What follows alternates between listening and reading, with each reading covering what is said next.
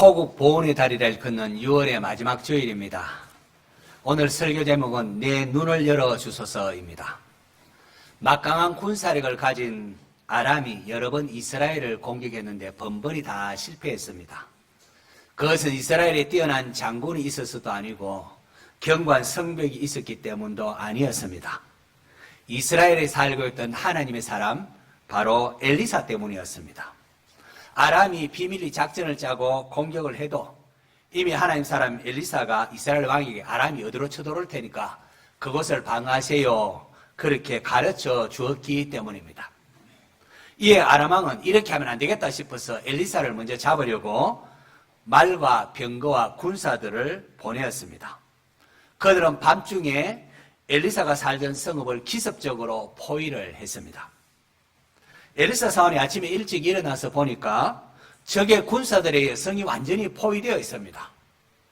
사원은 두려움 떨면서 엘리사에게 달려와 어쩌면 좋습니까? 내 주위에 어쩌면 좋습니까? 라고 했습니다.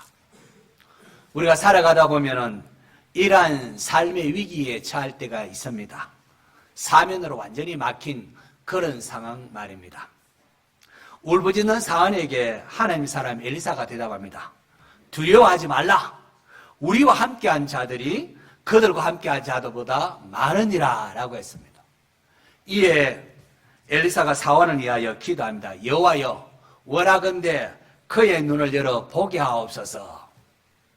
그러자 하나님께서 그 청년의 눈을 열어주셨습니다.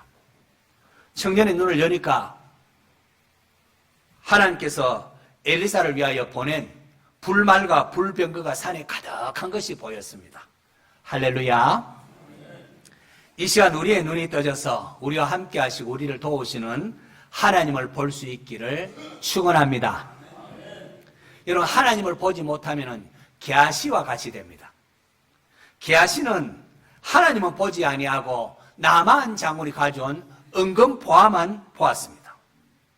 게하시는 풍전등화와 같은 이 이스라엘을 지키기 위하여 선지자가 무엇을 준비해야 하는지를 몰랐습니다. 게하시 생각에는 그저 돈이 있어야 된다, 이렇게 생각을 했는데 자기의 스승 엘리사가 나만 장군이 가져온 예물을 거절하며 돌려보내는 겁니다. 그러자 게하시는 스승을 속이고는 나만 장군을 쫓아가서 은 2달란트와 옷 2벌을 기어이 받아가지고 와서 감추어 두었습니다. 그러다가 하나님 사람 엘리사로부터 책망과 저주를 받아서 나만 장군의 나병이 게하시에게 바라고 말았습니다. 하나님을 보지 못하면 룻과 같이 되고 맙니다. 창세기 23장에 보면은 아브라함과 조카 롯이 헤어지는 장면이 나옵니다. 아브라함이 이방 사람들 보는 앞에 자기의 가축의 목자와 조카 롯의 가축의 목자가 서로 다투는 것이 좋지 않았습니다. 그래서 조카 롯을 불러서 우리가 이렇게 다투는 게 좋지 않다, 은혜롭지 못하다. 자, 조카가 먼저 거주할 장소를 택해라. 네가 우측하면 나는 좌측할 것이고 네가 좌측하면 나는 우측하겠다라고 했습니다. 그러자 롯이 눈을 들어서 저기 보니까 요단 쪽으로 바라보니까 요단 지역에 소알까지 물이 넉넉한 것이 보여서 가축 길이가 너무 좋았습니다. 내가 저기 하겠습니다 하면서 요단 지역을 택했습니다. 아마 롯이 안에도 아마 쾌재를 불렀을 것입니다. 그동안 말은 못해서도 시숙부와 함께 사는 게 좀 불편했는데 이제 떠난다니까 좋은데 또 더군다나 남편 지혜롭게 물이 넉넉하고 경제적으로 좋아 보이는 소돔 지역을 택했더니 얼마나 좋았겠습니까? 그러나 성경은 소돔 사람은 여호와 앞에 악하고 큰 죄인이었더라 라고 했습니다. 롯의 선택이 아무리 좋아 보여도 그의 선택에는 하나님이 없었습니다. 그 결과 소돔성이 죄악으로 인하여 망할 때에 롯이 모았던 모든 소유도 불과 함께 타서 없어지고 말았습니다. 여러분, 우리의 시야에 하나님이 사라지면은 세상적으로 아무리 좋아 보이는 것이 있어도 결국은 실패에 지나지 않습니다. 예수님께서 풍랑이는 바다에서 제자들이 막 힘겹게 노젓는 것을 보시고는 밤 4경쯤 한 새벽 3시에서 6시 사이에 바다 위로 걸어오셨습니다. 그때 베드로가 어휴 주님이십니까? 정말 주님이면 나로 하여금 바다 위로 걸어오라고 하소서라고 합니다. 예수님이 오라 하셨습니다. 그러자 베드로가 자기를 오라고 부르신 주님의 말씀 순종하여 주님 바라보면서 바다 위를 걸어갔습니다. 그런데 베드로가 눈을 돌려서 바람을 보자 그만 두려움에 휩싸여서 바다에 빠져 들어갔습니다. 주님 말씀하십니다. 믿음이 작은 자여 왜 의심하였느냐라고 말입니다. 출애굽한 이스라엘 백성들이 가데스 바네아에 이르렀습니다. 이제 가나안이 바로 목전입니다. 가데스 바네아. 그때 믿음이 없는 자는 저기 아낙 자손이 있고 거인족이 있다. 그것만 보였습니다. 우리는 그들 앞에 메뚜기 같아 보인다고 했습니다. 맞습니다. 그들은 아낙 자손에 비하여 힘도 작고 체구도 작았습니다. 하지만 믿음의 사람은 아낙 자손 거인족만 보인 것이 아니라 만군의 하나님 여호와를 보았습니다. 그렇게 여호수아와 갈렙이 이렇게 외치죠. 여호와가 우리와 함께 계시니 그들은 우리의 밥이라. 믿음이 없는 자는 앞을 가로막고 있는 홍해만 보이고 넘실대는 요단강과 철옹성인 여리고성만 보였습니다. 하지만 믿음이 있는 사람은 홍해를 가르시는 하나님, 요단강을 마르게 하시고 여리고성을 무너뜨릴 하나님이 보입니다. 자, 여러분은 무엇을 보고 있습니까? 야, 사업이 어렵구나. 질병으로 아프다. 인간관계가 힘들다. 이런 것만 보이지 않습니까? 믿음의 눈을 뜨면은 날 사랑하시는 주님이 보이고 나와 함께 하시는 하나님이 보입니다. 전능하신 하나님이 나를 사랑하시고 이 연약한 나를 통하여 위대한 하나님의 일을 이루어 가고자 하는 것이 보입니다. 누구든지 상황만 바라보면은 넘어질 수밖에 없습니다. 하늘에서 불을 내리게 했던 갈멜산의 영웅 엘리야를 보십시오. 왕후 이세벨이 사신을 보내서 엘리야를 죽이겠다 위협할 때에 성경은 이렇게 기록하고 있습니다. 그가 이 형편을 보고 일어나 자기의 생명을 위해 도망하여 한 로뎀나무 아래에 앉아서 자기가 죽기를 원하이르되 여호와여 넉넉하오니 지금 내 생명을 거두소서 나는 내 조상들보다 낫지 못하나이다 라고 말합니다. 엘리야도 불을 내리겠다 이 능력의 엘리야도 형편을 보았을 때는 좌절했습니다. 그렇게 로뎀나무 아래 넣어서 하나님 이제 나는 할 만큼 했습니다. 이제 죽여주십시오. 죽기를 구하며 좌절했다는 거죠. 이런 엘리야에게 하나님께서 엘리야야 너 왜 그러고 있니? 물었습니다. 아니 하나님 몰라서 묻습니까? 아합과 이세벨이 하나님 선지자를 다 죽이고 나만 남았는데 나도 죽이려고 찾고 있습니다. 내가 지금까지 열심히 하나님 섬기고 백성들을 하나님께 돌이켜보려고 온갖 노력을 다 했는데 다 헛수고입니다 라고 합니다. 그러자 하나님께서 폭풍을 보내시고 지진을 보내시고 불을 보내시는데요. 그 가운데 하나님이 계시지 않았습니다. 그리고는 세미한 음성으로 하나님께서 다시금 말씀하십니다. 너는 가서 하사엘에게 기름을 부어 아람이 왕이 되게 하고 님시 아들 예후에게 기름 부어 이스라엘의 왕이 되게 하고 사바르시 아들 엘리사에게 기름을 부어 너를 대신하여 선지자가 되게 하라.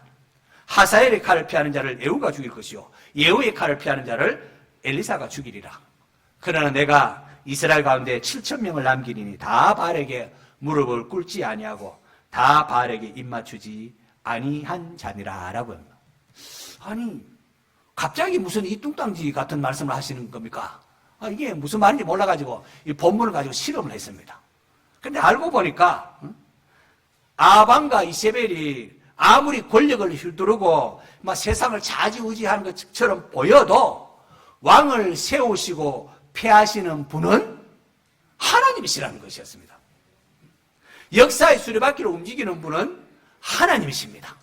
우리 보기는 아무리 역사가 요지경처럼 보여도 그 역사를 마침내 이끌어 가시는 분은 하나님이시라는 겁니다. 역사의 주관자 되시는 하나님, 저는 이 사실을 발견하고는 얼마나 기쁘고 행복하던지요. 홍해 앞에 쩔쩔매는 이스라엘을 향하여 너는 가만히 있어 내가 하나님 됨을 알지어다 라고 말씀하시는 하나님이십니다. 사도 바울이 아시아에서 복음을 전하는데 심한 고난과 이제는 죽었구나 하는 살 소망까지 끊어진 적이 있었습니다. 하나님이 복음 전하는 사도 바울에게 하는 것마다 잘 되고 형통하고 편안하면 얼마나 좋겠습니까? 그런데 왜 이렇게 어려움을 만나게 하셨는지 의아하지 않습니까? 훗날 바울은 그 이유를 알았습니다. 그리고 이렇게 고백합니다. 고린도후서 1장 9절 우리 다 같이 한번 읽어볼까요? 시작.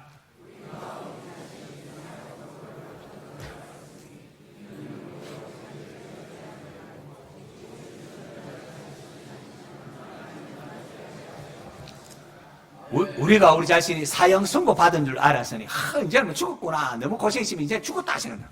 왜 그렇다고? 이는 우리로 자기를 의지하지 말고 오직 죽은 자를 다시 살리시는 하나님만 의지하게 하려 하심이라. 바울이 왜 여러 가지 어려움 당했다고요? 자기를 의지하지 말고 죽은 자를 다시 살리시는 하나님만 의지하도록 하기 위함이라는 겁니다. 하나님만 의지하게 함. 도대체 이게 뭐길래 바울을 그토록 힘들게까지 만들면서 배우게 한 것일까요? 하나님만 의지하는 것, 이것이 우리의 생명이기 때문에 그렇습니다. 하나님만 의지하는 것, 이거 배우셔야 합니다. 하나님께서 이것을 가르치려고 이스라엘을 광야길로 그렇게 40년간 인도하십니다. 그래서 광야 먹을 것이 없지 않습니까? 그런 가운데 하늘로서 만나도 내리십니다. 이렇게 하심을 통하여 사람이 떡으로만 사는 것이 아니요 하나님의 입으로 나오는 말씀으로 사는 것을 가르치고자 하는 겁니다. 하나님께서 아브라함과 그 후손을 가나안 땅으로 인도한 것도 마찬가지입니다. 약속의 땅이 하필이면 가나안 땅인 게 뭡니까? 믿음이 없는 자에게는 이 가나안 땅이 지금 적들도 있고 물이 없다고 그렇게 불평합니다. 하지만 믿음이 있는 사람은 이 가나안 땅에 연초부터 연말까지 1년 내내 하나님이 관심 가지고 지켜보는 땅인 게 보입니다. 이런 가나안은 나일강이 있어서 물대기를 할 수 있는 애국과는 완전히 다릅니다. 거기는 비가 오면 쑥 빠져버리고 흡수해버리고 물을 저장해 놓을 수가 없습니다. 그렇기에 적절한 때에 비가 와줘야 가나안 땅을 살 수가 있는 땅입니다. 북이스라엘 아합과 이세벨이 바알 숭배를 도입한 것은 바알이 비를 주관하는 신으로 알려져 있었기 때문입니다. 그래서 바알 숭배를 도입하면서 이스라엘 사람들 이제 비 걱정하지 않아도 되겠구나. 바알을 우리가 숭배하니까 바알이 알아서 비를 적당히 내려줄 것이고 그러니까 우리 농사 걱정 이제 하지 않아도 돼. 그렇게 생각한 겁니다. 이에 하나님께서 엘리야를 통하여 비를 주관하는 것이 바알이 아니라 누구라고요? 여호와 하나님이심을 이스라엘에게 계시하도록 한 것입니다. 이것은 과거의 이야기만이 아닙니다. 오늘 우리도 동일합니다. 우리는 돈이 있어야 행복하고 건강, 명예, 권력이 있어야 우리가 행복하고 우리가 좋은 줄 알고 그것이 전부인 것처럼 생각하는 죄성이 있습니다.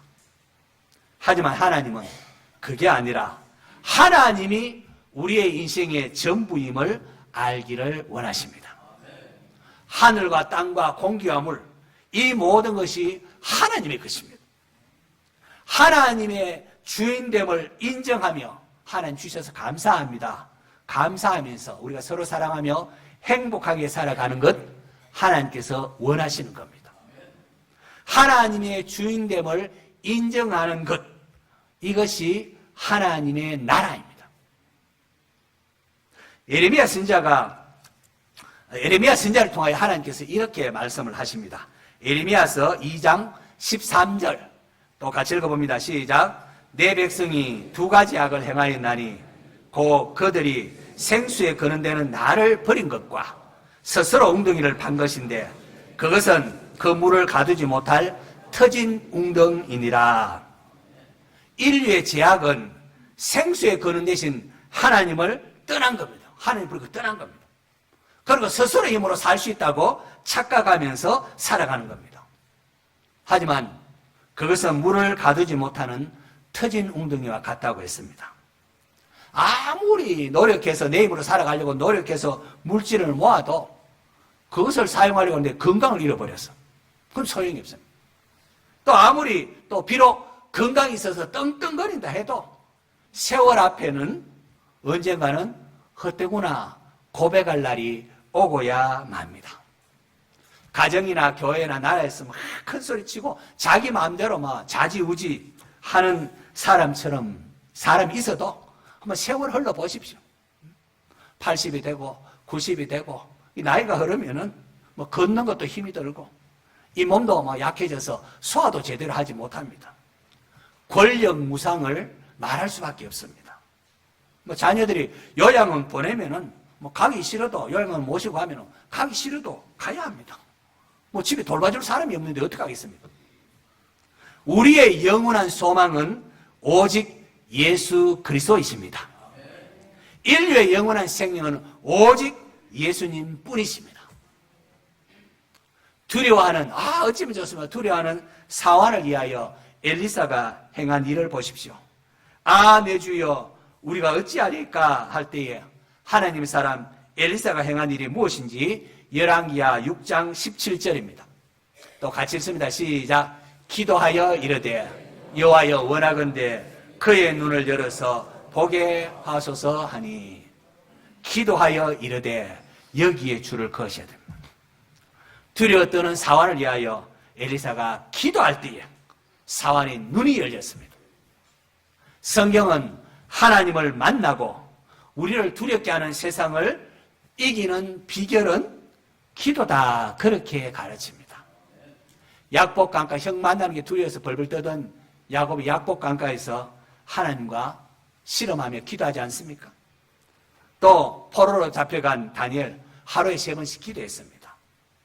또 온 마음을 다하여 사울왕에게 쫓겨다니면서 자기 하나님을 불렀던 다윗, 갈멜산에서 기도하던 엘리야, 감옥에 갇혀서도 찬양하며 기도했던 바울과 실라 등등 성경의 수많은 믿음의 선진들을 예로 들고 있습니다. 예수님께서 친히 기도로 본을 보여주셨고 제자들이 주님 우리는 어째서 귀신을 쫓아내지 못합니까? 물었을 때에 기도 외에 다른 것으로는 이런 종류가 나갈 수 없느니라 라고 했습니다.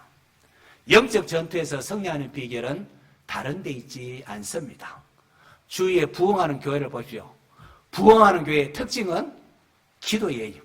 기도에 불이 있다는 거예요. 기도에 열심히 하는 거예요. 목사가 기도하라고 늘 강조하지만은 아마 이런 사람이 있을 것입니다. 에이, 하나님께 기도해도 안 주시더라. 그래가지고 지금 교회 안 나오는 분도 있습니다. 여러분, 이게 다른 사람의 이야기일까요? 많은 사람이 교회는 오가면서도 잘 변하지 않습니다. 직분은 가졌는데 신앙의 모습이 보이지 않습니다.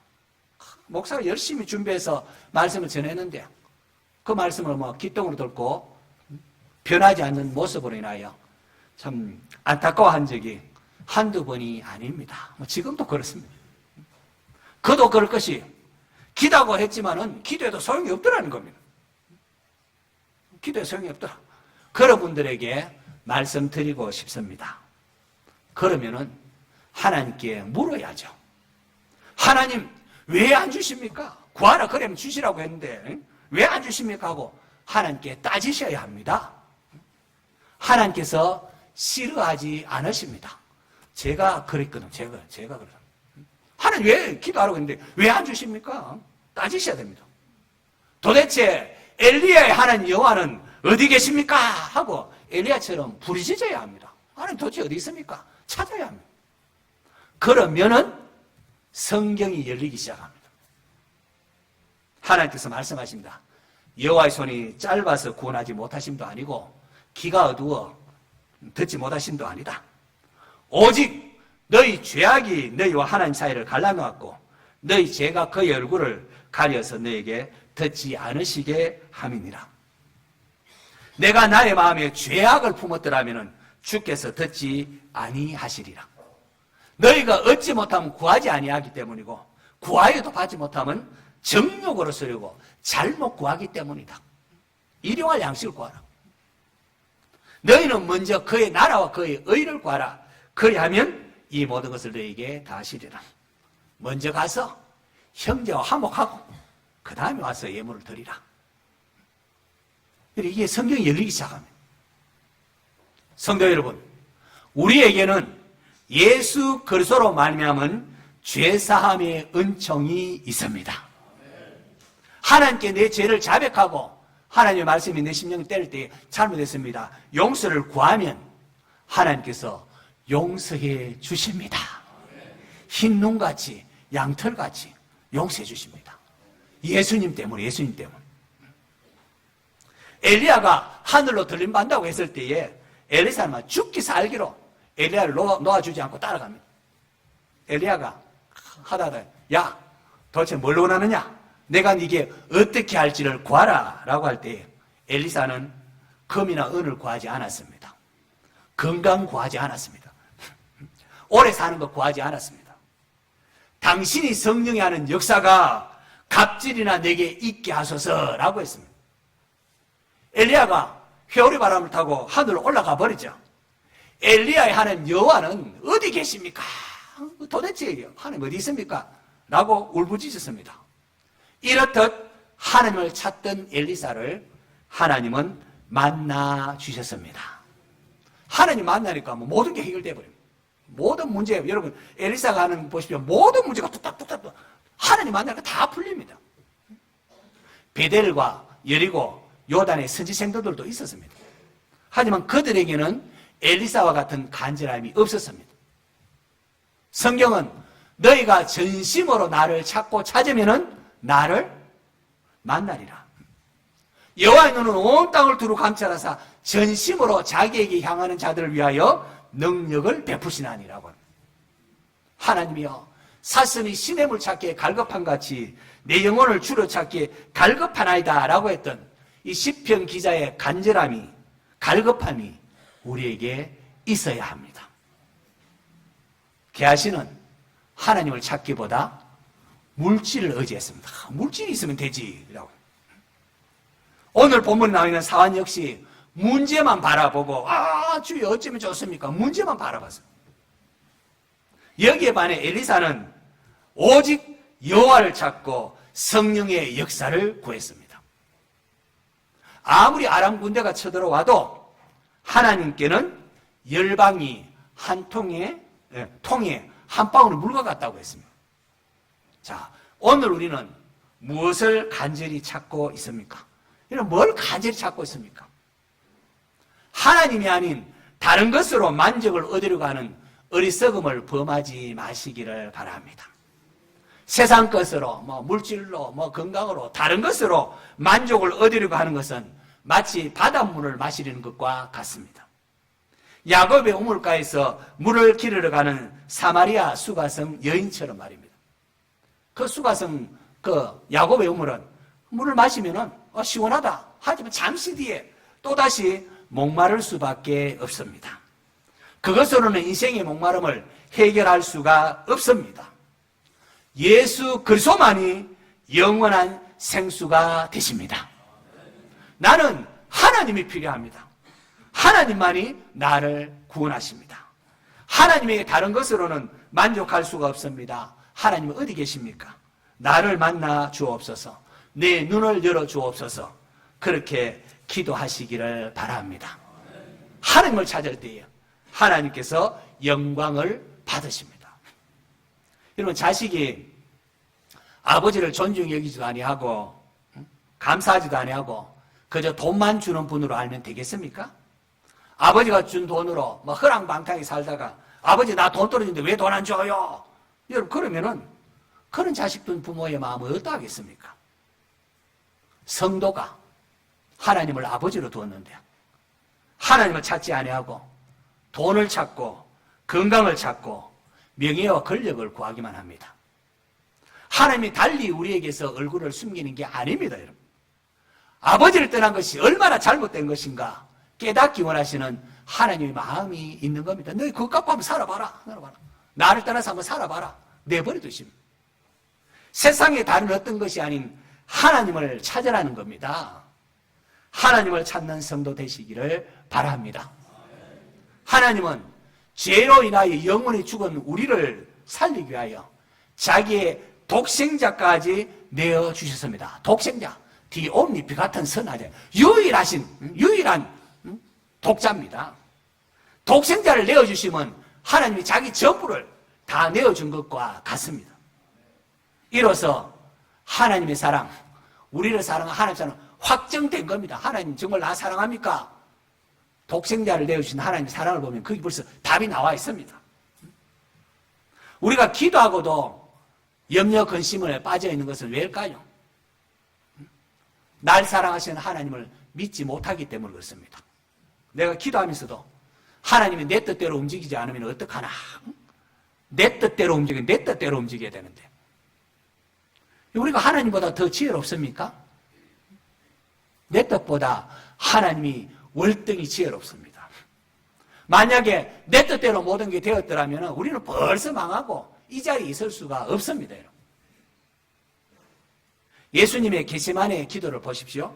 내 아버지여, 만일 할만하시거든 이 잔을 내게서 지나가게 하옵소서. 그러나 나의 원대로 마시옵고 아버지의 원대로 하옵소서라고 했습니다. 주님의 이 기도가 우리를 살렸고 주님의 이 기도가 인류를 죄에서 구원하게 하셨습니다. 기도는 하나님의 뜻에 나를 굴복하는 것이기도 합니다. 여러분. 하나님 나라를 위하여 기도할 때요. 나의 그걸 위하여 기도하는 데서 이제 돌이켜서 하나님 나라를 위하여 기도할 때요. 하나님의 주인됨을 인정하며 기도할 때요. 하나님께서 그 기도의 응답으로 역사를 하십니다. 바울도 육신의 가시 사탄의 사자로 인하여 3번이나 하나님께 기도했습니다. 3번, 한 번 기도할 때 40일간 기도하는데 그걸 3번을 기도했는데 하나님께서 내 은혜가 내게 족하다. 이는 내 능력이 약한 데서 온전하의 짐이라 라고 했습니다. 그러자 이 하나님의 음성을 듣자 육신의 가시를 바라보던 바울의 눈이 달라졌습니다. 그전에는 이게 없으면 못 살겠다. 이게 없어야 살겠는데 그렇게 했는데 주님 하나님의 음성을 듣고는 도리어 크게 기뻐함으로 나의 여러 약한 것들에 대하여 자랑하리니 이는 왜냐하면 그리스도의 능력이 내게 머물게 하려 함이니라. 바울의 눈에는 처음에는 육체의 가시만 보였습니다. 너무 힘이 들었습니다.